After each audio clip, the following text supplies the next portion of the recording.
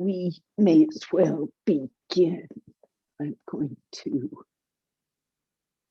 get rid of this view there. Now, all I see is the three of us. And if you like, if it is just us three, you can keep yourself unmuted unless there is background noise. If that's the case, feel free to stay muted. Anyway, sit up straight.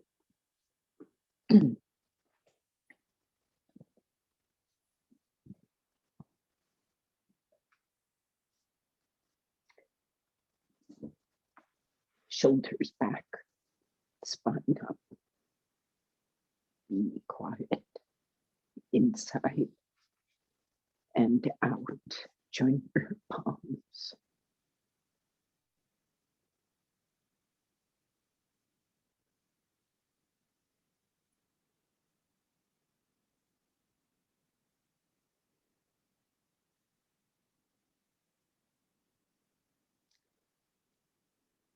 In this way, pay homage to this practice and to that root teacher, Patanjali.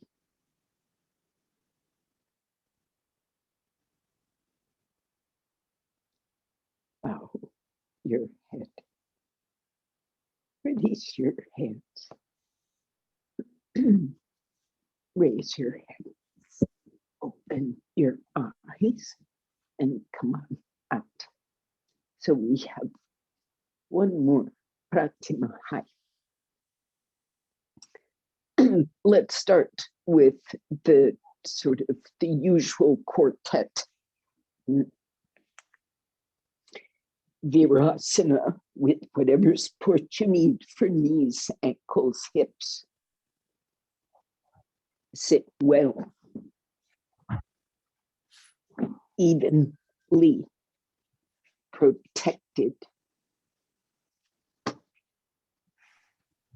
Devon, I won't do the Virasana because my left ankle, I can't put it in Virasana. So I will just sit. So, yes, but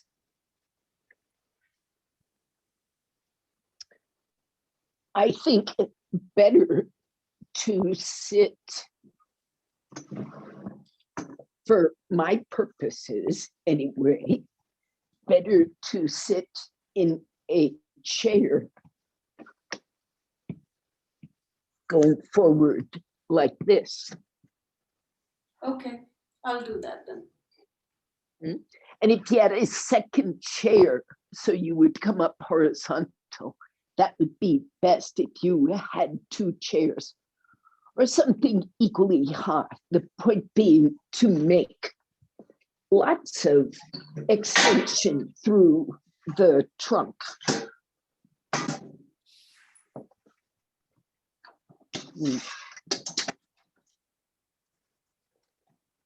Okay, I could do that, yeah. I don't have two chairs, but I have one chair, so I will do the blocks. Go, do. The rest of you go back to Adho Mukha Virasana and stretch those ribs. Go, Pratima, get that chair.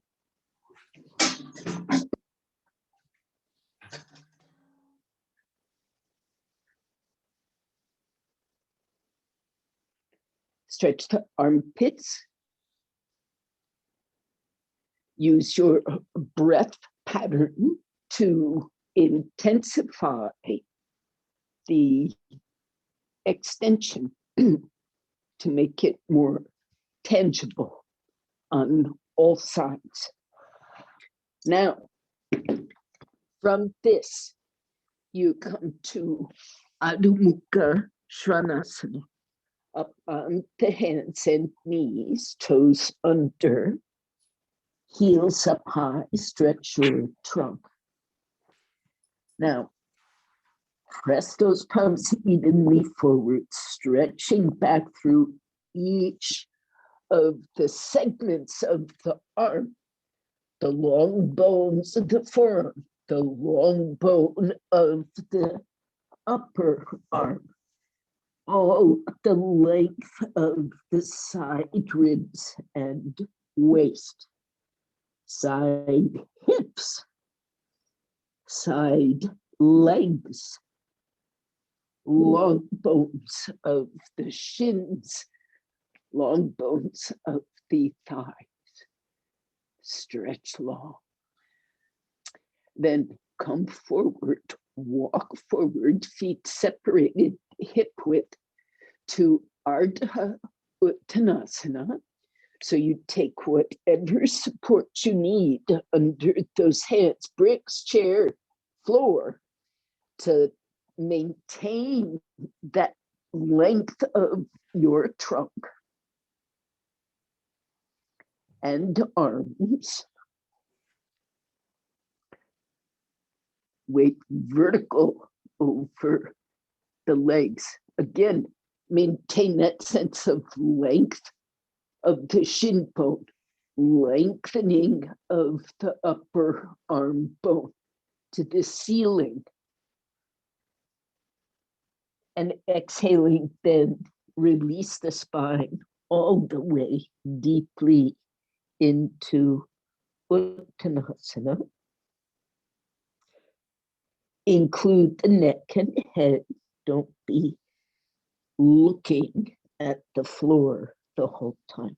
Now, inhale, come up. Okay,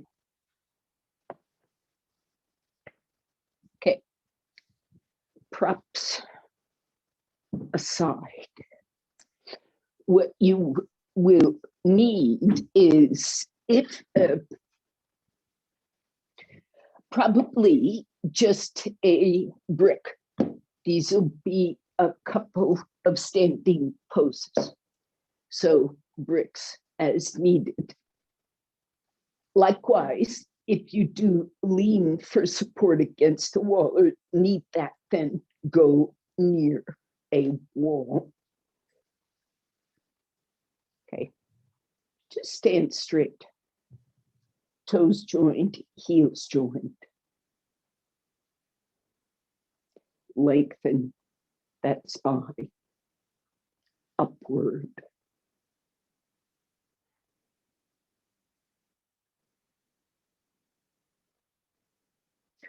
Okay, so from here, the legs come apart. We're going to do Virabhadrasana 2. So as you're able, stretch your arms and keep them up. Left toes in, right leg out.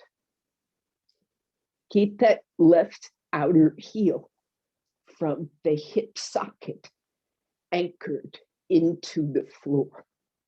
Now, exhaling, keep your trunk upright, bend your right knee, keep this left hip joint down, raise that right arm, anchor into the left heel, and reach forward, bend your knee more, pratimachaya, horizontal thigh, and come on down to your brick. Now keep this knee bent to horizontal and stretch your left heel back from the hip socket, buttock bones. Bring the tailbone in, lift your chest and turn. Take the arm up, stretch tremendously, finish bending the knee, gay, and take your arm overhead. Extend your trunk. Now look down and fix your head and your arm in space. I have this totally convenient wall right here. I'm going to keep my head right where it is, this distance from the wall, as I stretch my right leg straight for Trikonasana. I have to keep that forward extension of the spine. Then this arm comes up. Keep the extension of the spine. Now, come up. Anchor your back heel. Pull from that back leg. Come up. Turn the feet. Bring the feet together and stand for a moment.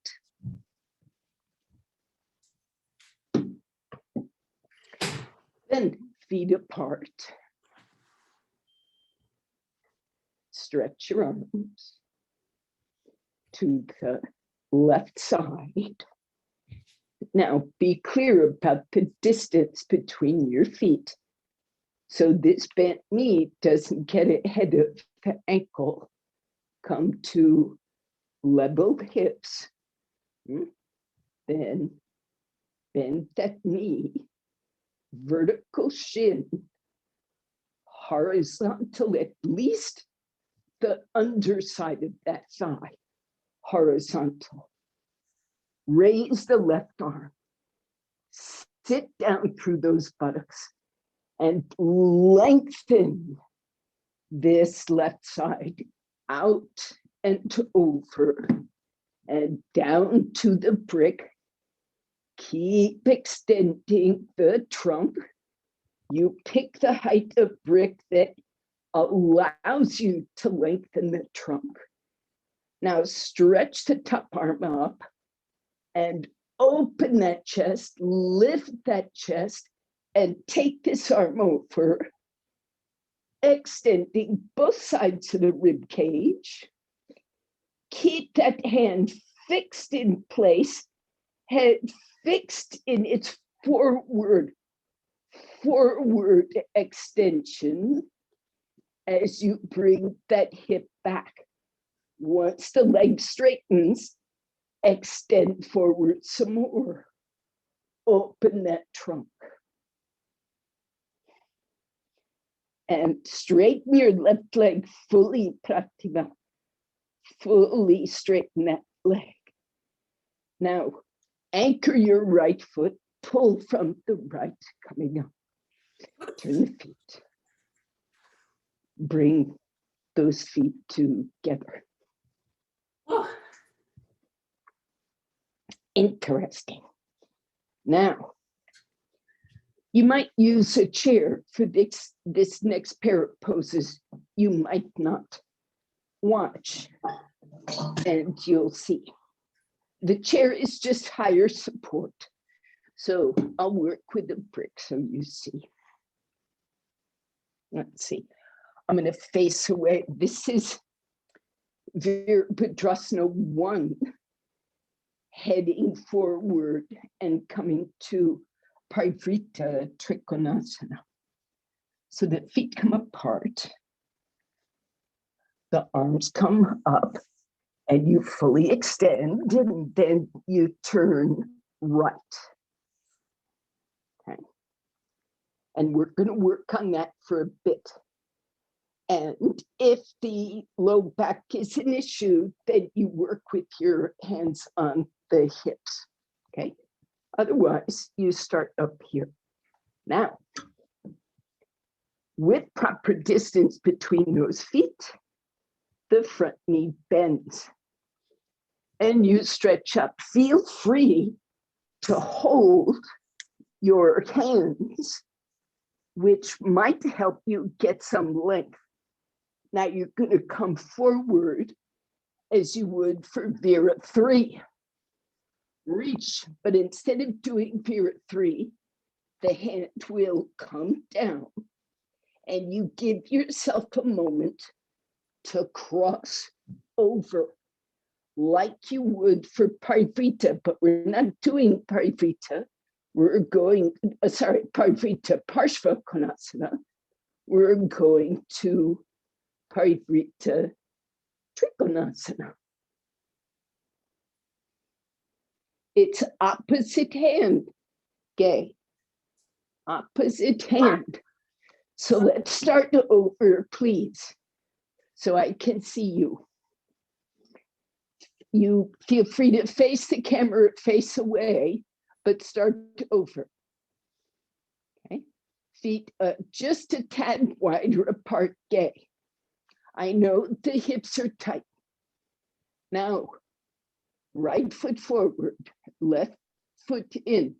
Longer stance for you too, Pratima. Keep going much longer, much longer. Yes. Otherwise, that shin won't ever be vertical, right? You need the proper distance.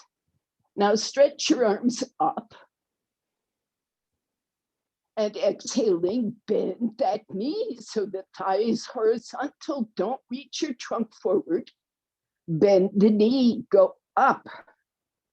Lengthen that stance, Pratima. Longer distance between those feet. Bend your thigh. Now exhaling, go forward, both sides of the trunk. Reach, reach, reach with those arms. Now bend your right hand onto the thigh, cross the left hand over, lower that brick, gay, Pratima, lower the brick. Okay, now right hand on the hip. Push the floor with your left hand and straighten the right leg. Push the floor with the left hand. Straighten the right leg. Roll that right shoulder up. Straighten the right leg, gate. You need to raise the brick a half level. I need to straighten this leg? Yes.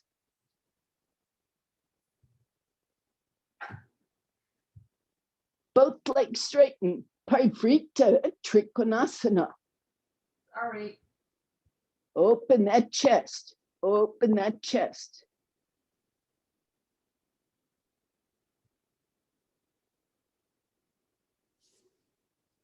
And then, can you keep your balance and inhale and come up? Oh, excellent. Like a helicopter. Okay, side two. Watch again so there's no confusion. Feet apart. With the feet in a symmetrical position, you take your arms up. Then you turn. And you keep that distance between the feet sufficient so that when you bend your knee, you can get to a horizontal thigh. And you come forward as for Vera 3. And then you cross over and raise that brick as high as it needs to be. Take your hand down, push with that hand, and straighten both legs, keeping your trunk forward, and then turn. And stretch the top arm up once those shoulders turn. Go. Take your arms up. Turn and face left. Anchor that right heel, bend your left knee.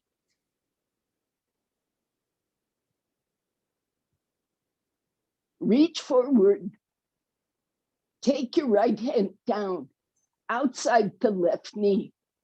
Bring your trunk over. Push with that right hand and stretch both legs straight. Push with the right hand and stretch both legs straight.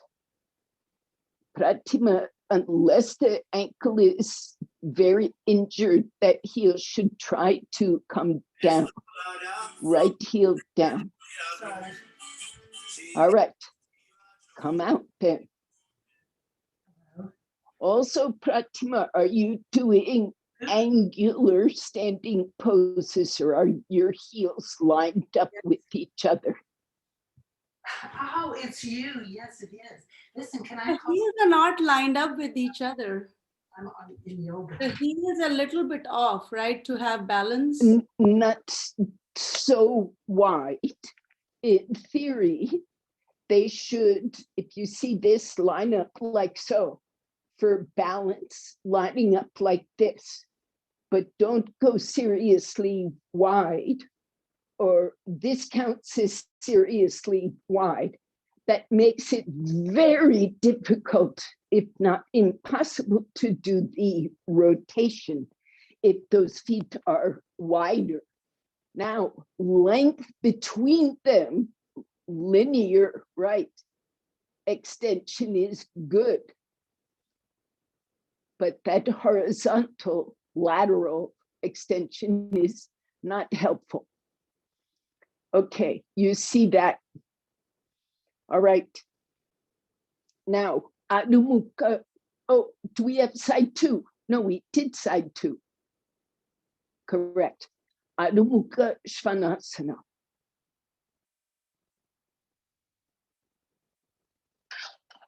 Please.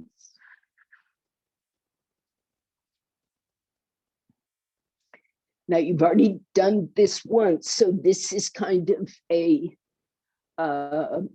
checking in pose, as much as it might be a resting pose for the nervous system or a preparation for headstand.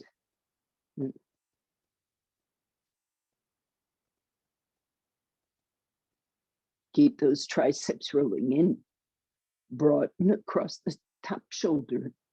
So there is always a quietness in the spinal region, neck, throat, head, chest.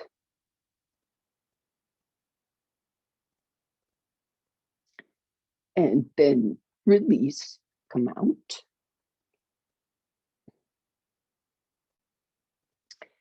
Now, it's time for preparation for headstand or out and out headstand. The preparation is the usual, that is to say, interlocking the fingers, keeping those palms soft and quiet, but keeping the forearms firm, upper arms lifted. Release the head down. It does not have to touch the floor if you're one of those people who does not weight bear on the head. This is fine. Keep your eyes open. Keep your neck, jaw, head soft, and lift that spine, maintaining a steady strength in the arms.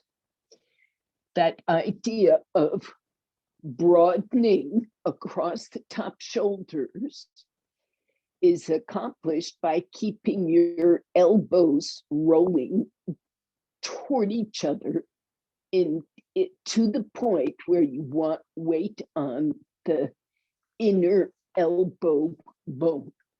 So that inner surface of the elbow goes toward the floor, and the inner shoulder blade lifts and spreads, sides of the neck long, throat soft.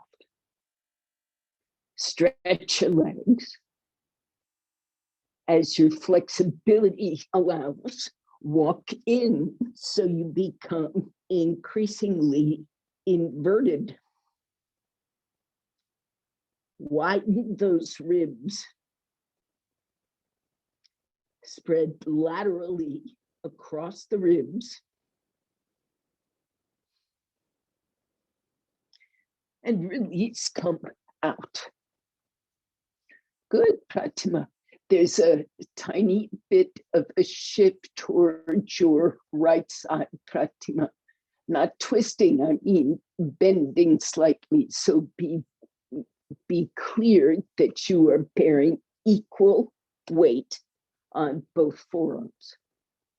Very clear. And stretch the legs equally in toward the ceiling. Soft palms, strong arms.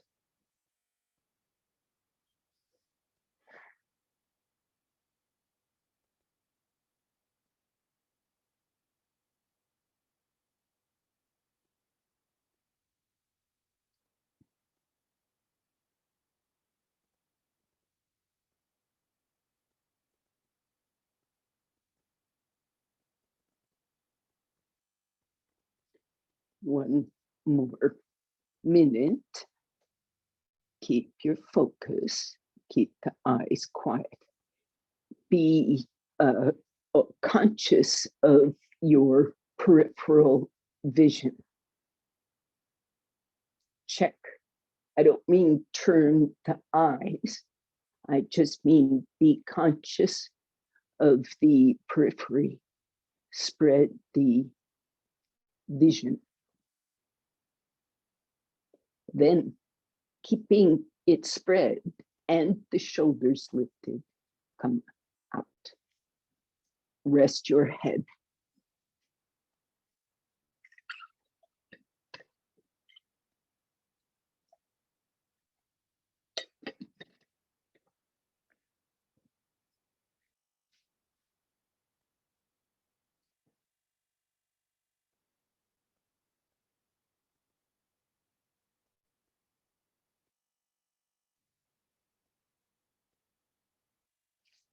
All right, watch please.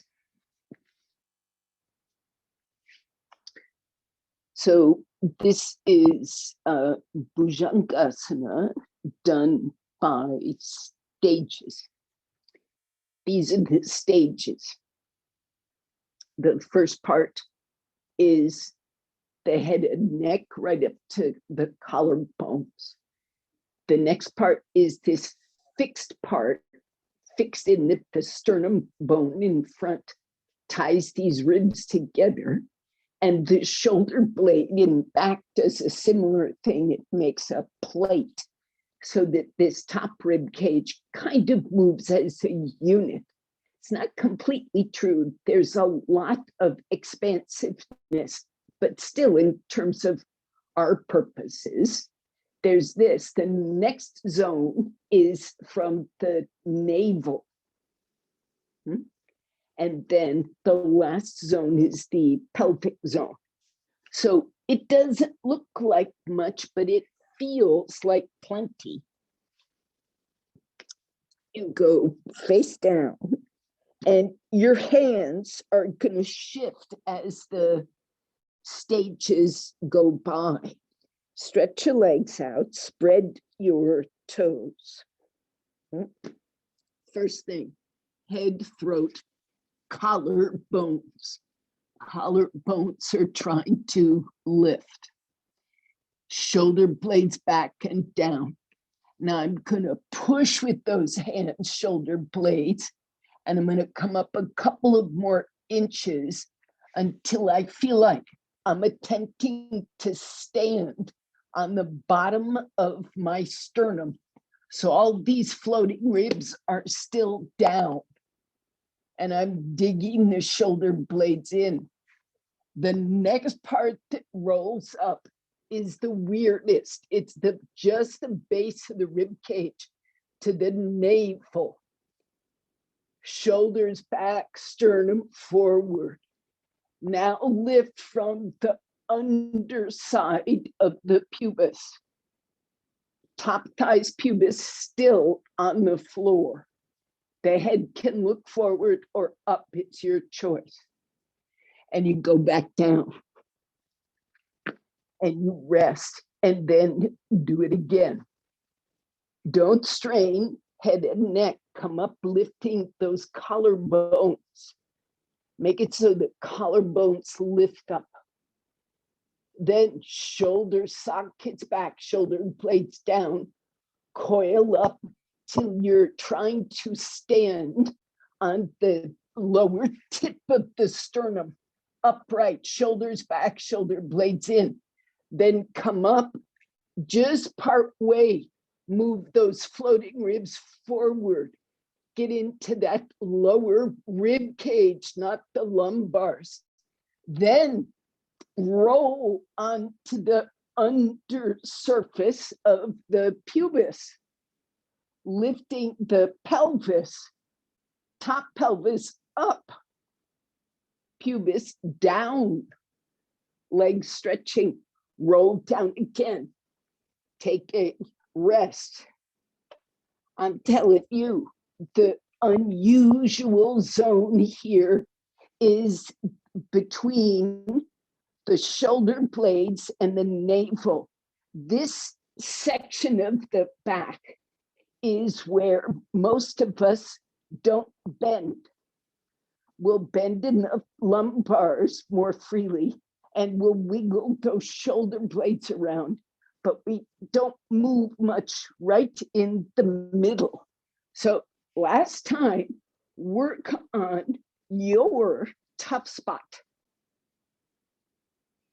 Okay, first the head throat comes up, shoulders back, shoulder blades down. Then come up, move your sternum forward, stand on the bottom of your sternum, stay on those floating ribs, those middle ribs in back. That spine doesn't know what to do with this. Find something to do with this.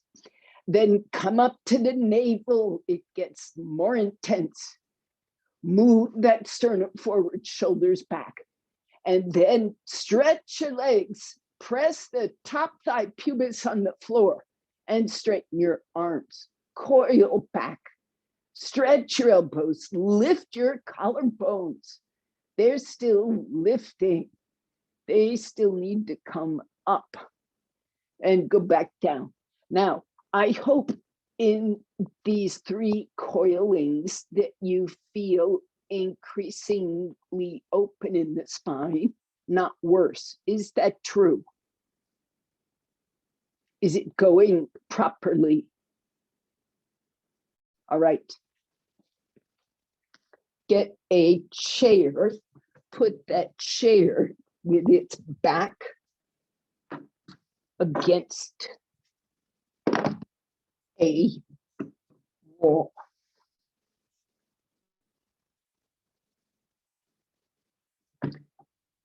Upward facing dog begins this way. You see that my fingers are hanging off the edge of this chair seat. I'm making it so that I'm as wide as I can be without falling off the chair. And all I need to do is bend my elbows a little bit when it's time. So go as wide as you can and not fall off the chair. Arms vertical, legs straight, toes spreading. What's going to happen is you've got to push enough that, again, these collarbones are as far away from the chair as possible. Lift those collarbones, move your sternum forward, move your navel and sternum forward, move your pubis, navel, and sternum forward and up. Stretch your legs back. Pubis forward. Try to bring your pubis, walk your toes forward. Try to bring your pubis to the chair. Walk your feet forward toward the chair. Move your feet toward the chair. Come out. Come out. Watch. If you go too far back with your feet, when you watch my arms, when you come into the chair, do you see how my shoulders are now tilting backward? They're going backward and my spine is taking the pressure. This is what I say, move your feet forward so that when you come into this pose, your arms stay vertical. Don't be leaning back. Go up and forward. Push those arms down, shoulders back, shoulder blades back. That's it, shoulder blades back and down. Bring the sternum forward. Bring the spine up. Push down with the arms. Now stretch your legs, Pratima. Even if it means stretching from the diaphragm or the base of the sternum. Get extension. Good. Come out. That is a better position. I'm sure for some of you it feels tighter in the spine. Yes. So just change the order of business. Same pose. So I'm going to set the spine first. Hands on the edge of the chair, shoulders back, sternum forward. Then I'm going to straighten my arms so the spine all the way to the pubis tailbone is where I want it to be. Then I'm going to stretch my legs back. Now, if you watch really carefully, you will see that my sternum stays forward, but my hips detach from the chair. This is fine. I'm still vertical armed. I'm still upright, and I still have lots of space in that spine. Okay, so bring your pelvis right up to the chair at first. Shoulders back, sternum and ribs forward. And then push with your toes, push with your arms, and you'll come up straight. Move your chest forward, and then start crawling your legs back until they are straight. Yes. Walk your feet back, Pratima, but don't let your sternum come back. Let your waist come back, pelvis back, shoulders forward, chest forward. Don't come back with that chest. Just stretch your legs and come out. That looks good. These are improvements. Now, is your comfort level improved with that approach? The spine. Okay. So you have an approach that is good. Now. So I had a question for Bhujangasan. It's Yes. not the lower back. It's like it's here. The stretch is here, right? It's not in the lumbar. Oh, it's everywhere. But what you're saying is this is where you feel it. Is that true? Well, yeah, in this one I feel it. Yeah, in the lumbar region. Each back bend is going to, how should we say, each back bend is a different shape, a different activity. So it's going to touch your particular embodiment in a particular way. Your embodiment, my embodiment, has its own samskaras, its own memories, habits, vasanas, preferences shaped by your experience. And including also your genetic inheritance. So you may have inherited a tendency to a hip being a slightly different shape, or a foot being, all kinds of things happen. So I cannot tell you that Bhujangasana should affect this part of the spine or that part of the spine.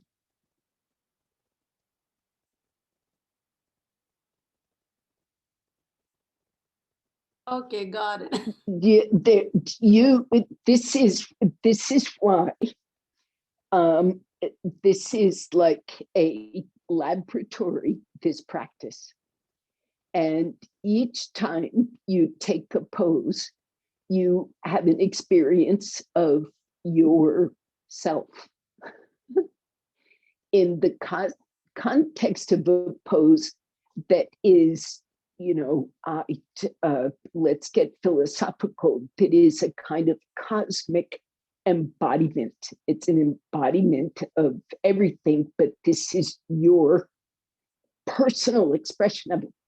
So I can describe it in abstract terms. And my abstract terms about Bhujangasana are because your pelvis is braced on the floor.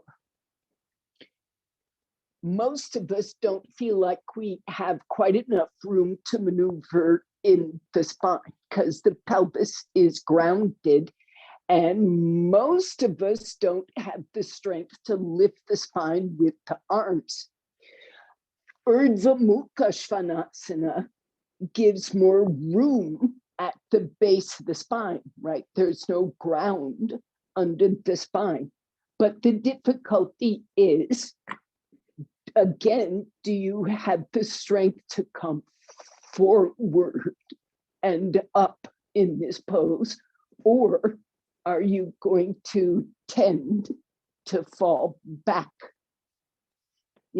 Right? These are tendencies versus the ideal. The ideal is there's more room in an upward facing dog, but only if there's strength for it.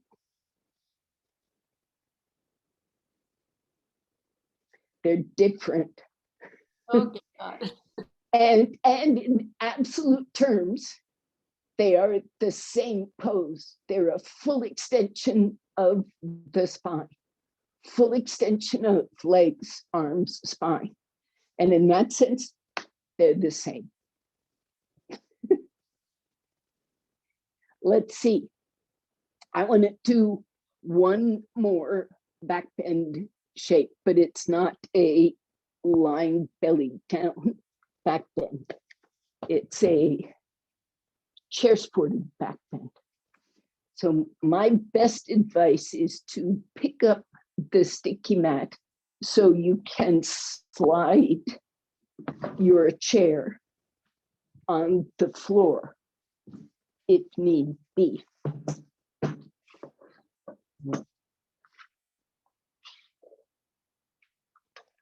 Get my clothing out of the way. Now, oh, sorry. I'm going to turn this around so that I can put my hands against a wall. This is a very typical back bend. Hips on the chair seat, shoulders on the chair seat. Support your head, coil back into a back bend. Let your head go as it's willing.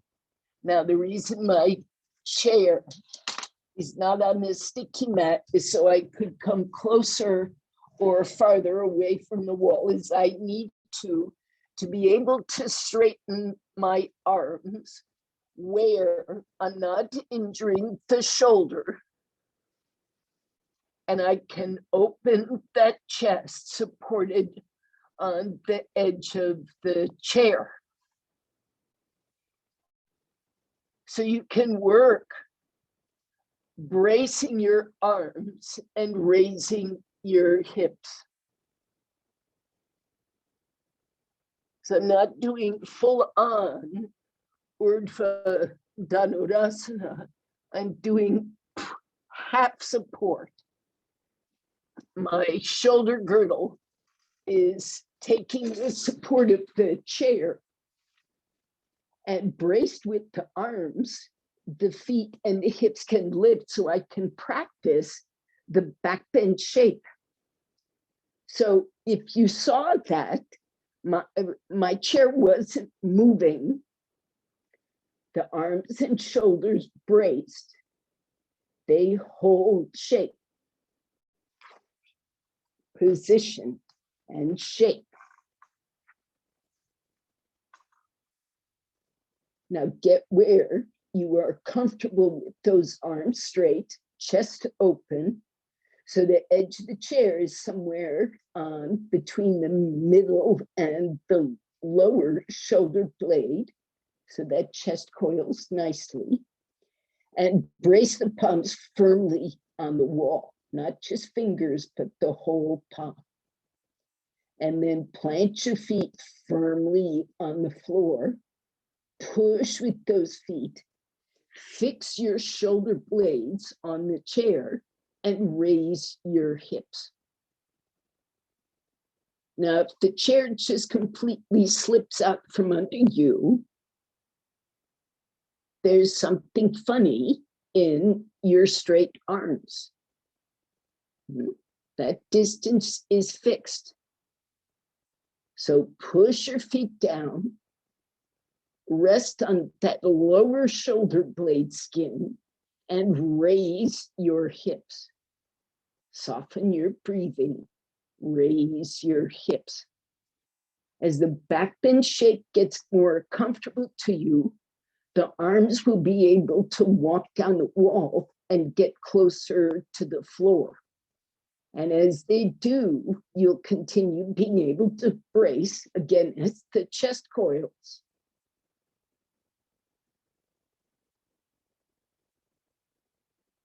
Walk those hands lower, coiling the chest more.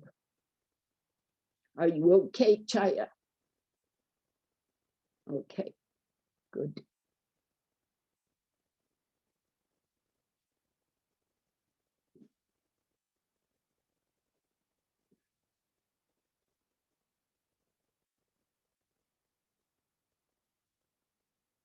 All right, please come out. Those hips weren't coming up much. So I'm gonna try a different way. Coming out of the chair. Turn the chair around and put your sticky mat over the back of the chair seat. Then you're going to sit in the chair, leaning your back, and it's that part of your back that's just below the shoulder blades. So you're right there against the shoulder blades, and you need to reach back and locate the wall.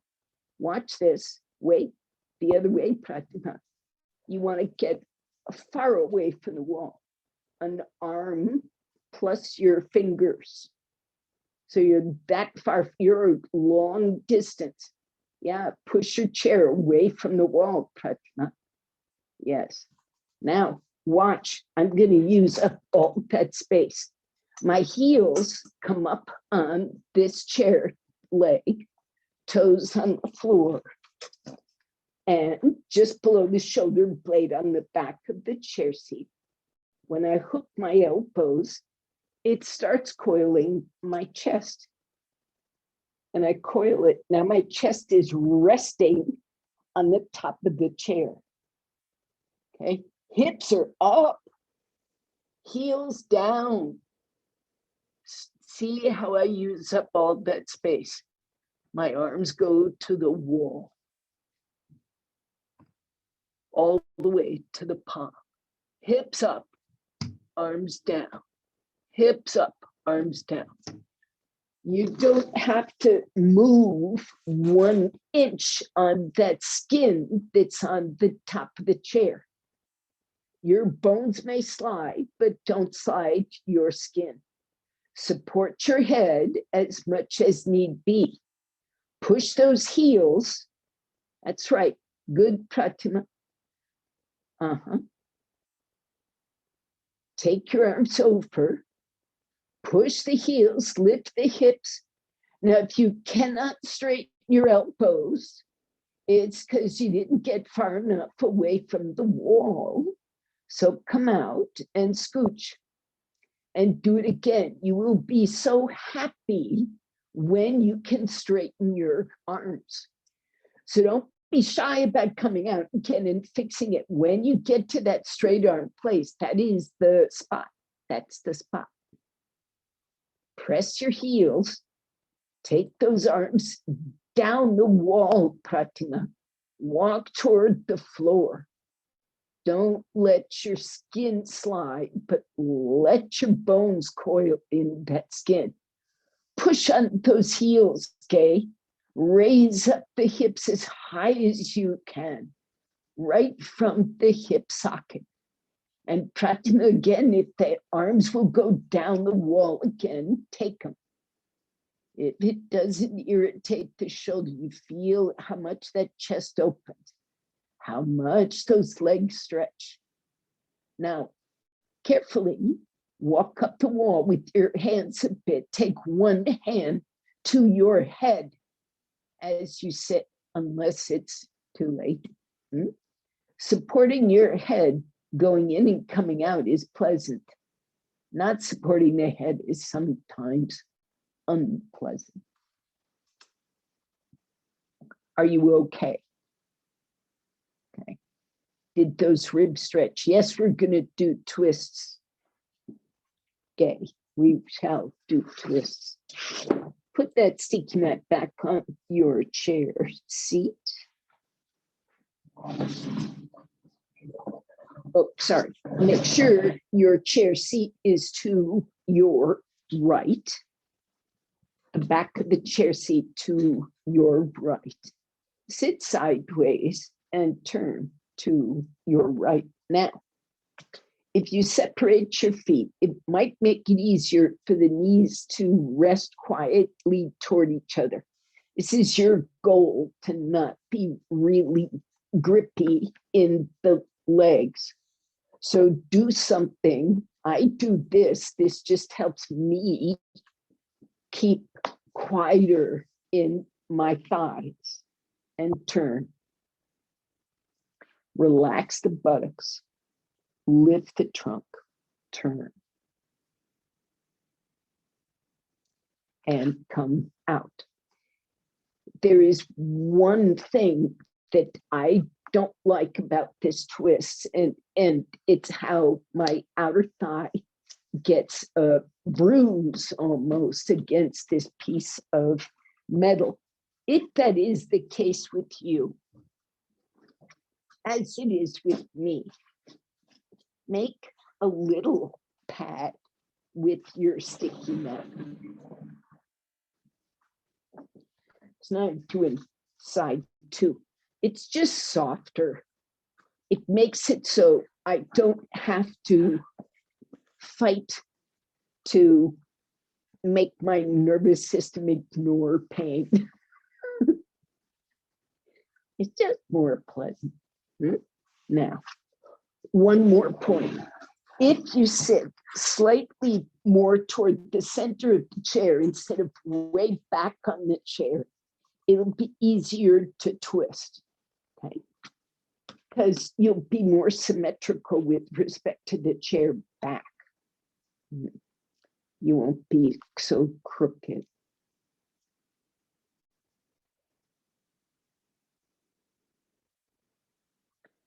Lift your trunk.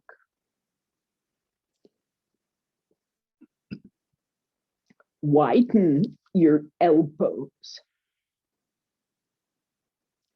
So your armpits want to open up a bit there. Lift your elbows, not shoulders, but elbows. Come out. Go back to the first side, but watch first. Oh, here is me changing sides. See how wide my elbows are. Okay. This one is pushing, and it's trying to push to move my trunk that way. And this is pulling, trying to move the other side of my trunk that way. I'm trying to spread myself out, not just pull a twist.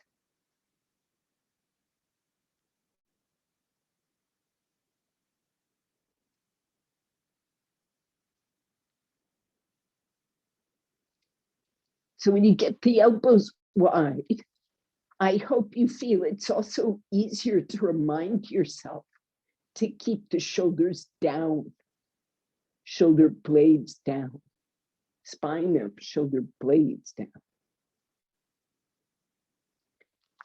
And come out. So that is right side, left side. Do one more. Yes, you have another side left.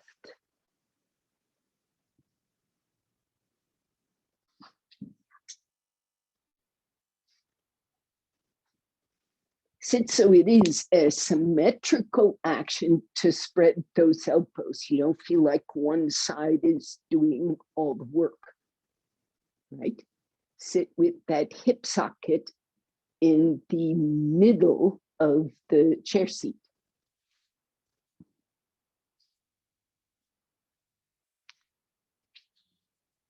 Buttocks relaxed, hips down. Abdomen soft.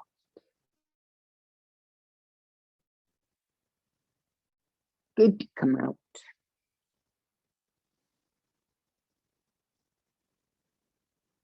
Okay. Last thing. Just for fun. So I've got my chair set up.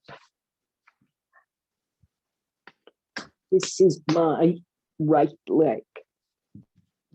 It's going through, oh, sorry. If you had two chairs, makes it more fun. Two chairs, not necessary, but more fun. Or a chair and an ottoman, you'll see.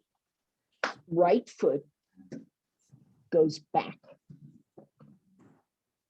I'm going backwards through the chair. Do you see this? Here's the chair back. I'm starting in front of the chair and threading my leg backwards through that chair. And I lean forward so I can use that second chair to lean forward. Yeah, go all the way through, Pratima, foot to the floor, and sit your left thigh, turn the chair. Yep. Sit on the left thigh. There you go. Perfect. Turn the pelvis to face forward. You either can lean forward on that second chair, or you can take the support of the first chair, stretch your back leg,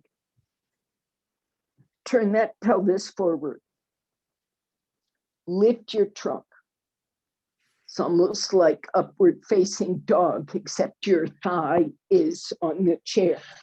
So what's this second chair good for?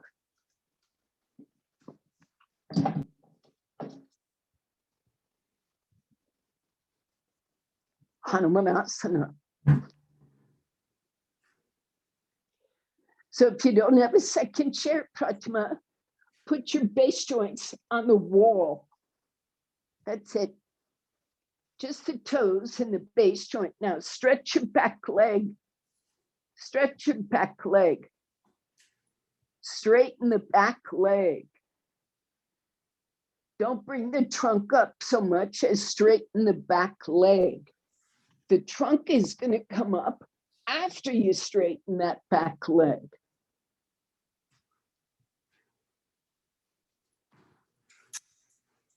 Push the wall, not with the heel.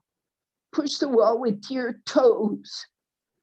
Push the chair away from the wall, Pratima, with your foot. Push the chair away with your foot. Push the chair. Yes, stretch your leg. Stretch your leg. Come out and change sides. So you come forward, step out. Stand up.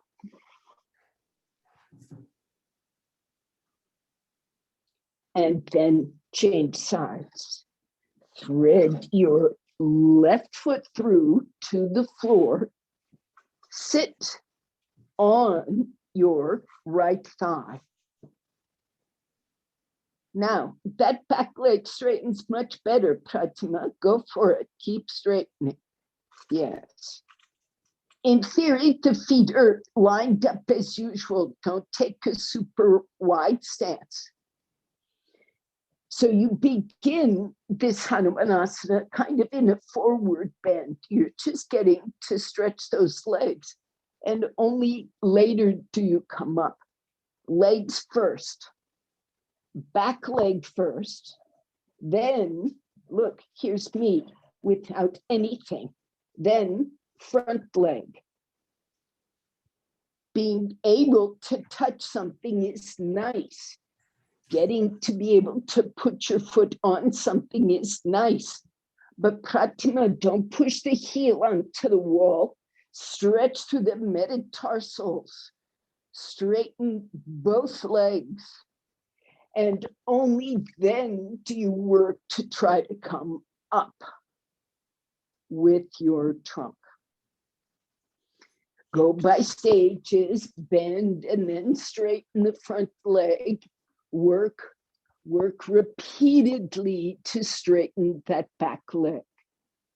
Repeatedly, leaning forward, you get the spine and the hip to do one thing and open up extension. Yep. Turn those ribs and release and come out. So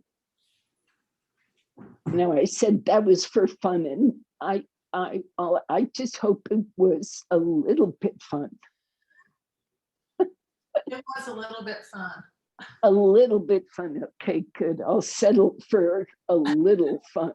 Yeah, it's a good stretch. It's just difficult to stretch both legs straight.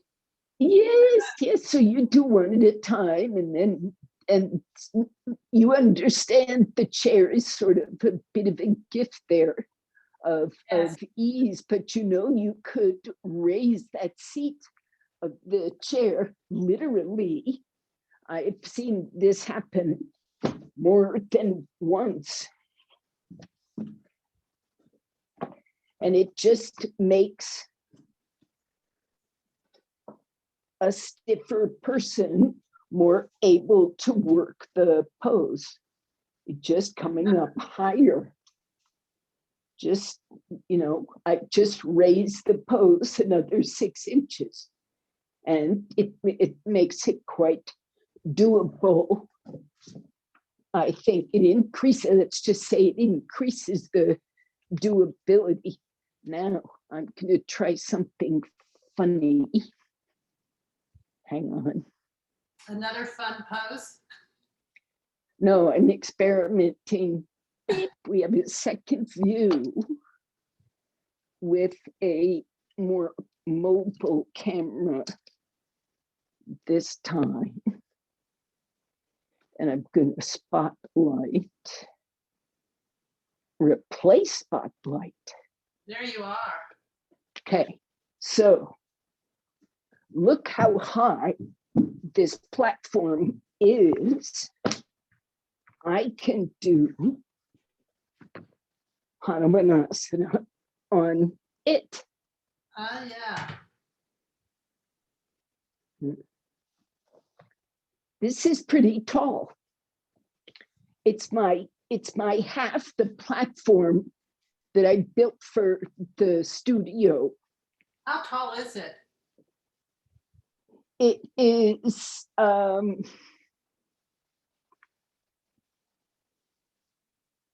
Is it table size? No, let's see. It's not. I Okay. forget the exact measurement, but this is what it looks like. Okay. So it's not as high as the kitchen counter. And it's not 2 feet. Yes, Chaya, a stool works, but I think your thigh should be on that stool, not the calf. You think this is too high? I have to get my view back. Hang on. No. Good, good, Pratima. That is it. Now, if you ask me, Chaya, that looks a little tall for support, but on the other hand, if you are getting some openness in the hip, turn your pelvis square, get your pelvis to come around square. Good. The camera just went dark, Devon. But I will change my spotlight. I didn't finish. I got to where I could see you. I didn't care about me.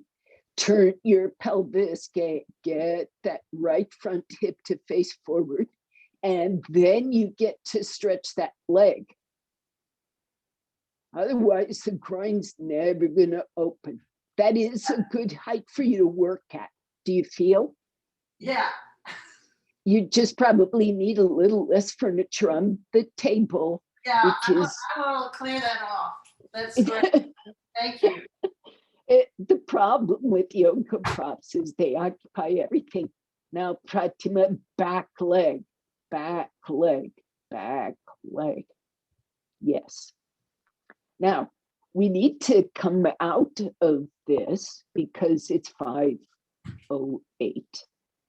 But now can we all agree we had a little fun? Yes. Okay, good. Everybody can agree we found something fun. Devon. Hanuman Asana, let me just say, Hanuman Asana is worth working on a lot.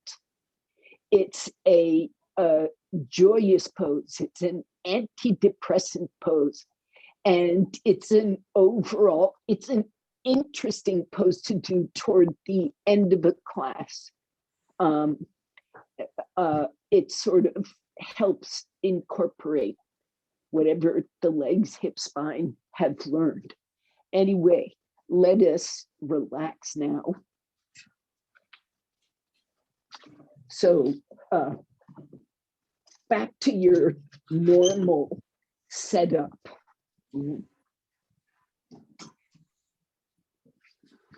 Sticking that back down. And you need 2 blankets. Possibly 3, but I think 2 is a great number. Folded. What I have learned to call book folding. This is a blanket folded as for headstand or shoulder stand. And when you fold it so it still looks a bit square, that's book folding. Because it looks like a book, or like certain kinds of books, right? And it's different from this folding. This is not book folding. So you need 2 book fold blankets.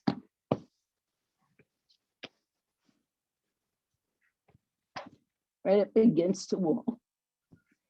The edge of this book folded blanket is meant to go, and you will fuss and muss with it until it elevates right here, which is the base of the sternum. It's got to feel like this part is lifted. That means the blanket comes up to that part of your back. It's not just lumbar, it's way up the back. Okay, so I guess you can see this. I've actually shifted that blanket slightly away from the wall. Do you see how high up that blanket edge is?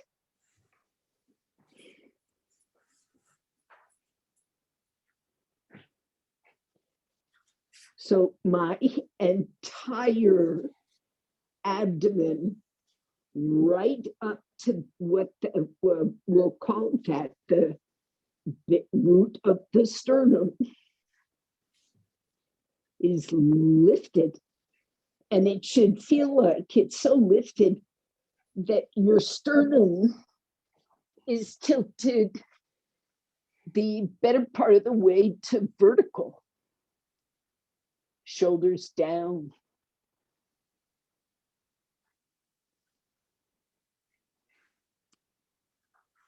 This should create a natural lift across the diaphragm.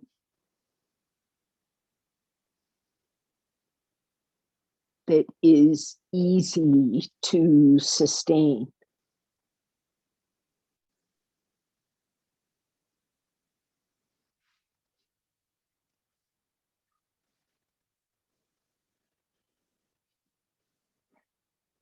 So what's nice about this, if you get that pose properly, happily, is the whole diaphragm is expanded, which is very nice for the nervous system, very nice for the heart, lungs, nerves. Takes all the pressure off the digestion. And because of that little bitty lift of the diaphragm and that elevation of the diaphragm, a thing happens in the heart. The bottom of the heart is tethered to the diaphragm. So when you give the diaphragm a chance to deeply expand and open and lift, there is a kind of corresponding release and expansion and freedom at the heart.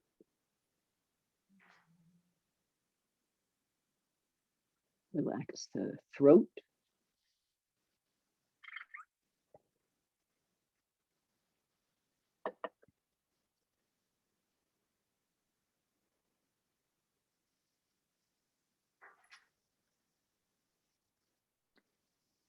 It is almost time for class to end. So you have choices here to come out of your pose slowly and take Shavasana, or stay put and end class in your own time.